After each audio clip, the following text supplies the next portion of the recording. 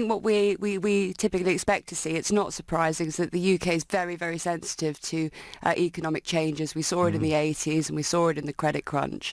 So really with the sort of Brexit issues that have been being experienced, that kind of modest rise is actually relatively positive. When we look at London, Yes. of course, it's the first time I think it's finished the year with negative growth in 8 years. So a much less positive picture, in fact, than what the UK is seeing. I think here the key issues is affordability. So on top of those economic issues, we're now looking at kind of an average deposit of £80,000 for a London buyer, which is pretty difficult for people to save for. And the average purchase price is about 6.5 times a couple's salary. So clearly affordability is a problem, and we've had stricter lending criteria since the mortgage market review.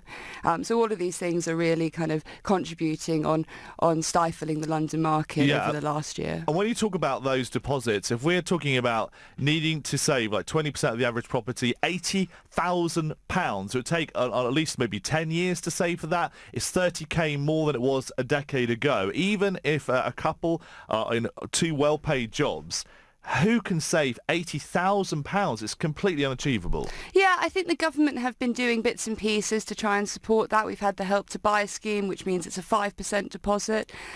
So there has been some support for first-time buyers, but actually second steppers who are hitting those affordability issues and the deposit issues are having problems too. Do you think that the small interest rate rise that we saw in 2017 is something that will worry a lot of people in terms of their decisions to buy or sell? Because lots of people, took mortgages out, 100% interest. Yeah, I think a lot of mortgages are fixed rates at the moment, so there's probably less snap worry. But clearly, I think we're going to continue to see interest rate rises. So it will be starting to concern people. There's obviously a rising cost of living too, which is kind of dampening the market. Let's look ahead for the rest of 2018.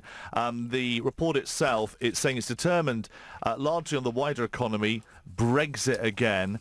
That is the key thing, isn't it? People don't like uncertainty, whether it's in business or their own personal financial situation. Yeah, absolutely. I mean, the Brexit issue doesn't look like it's going away anytime soon. So it's pretty hard to predict how the market's going to perform over the next year.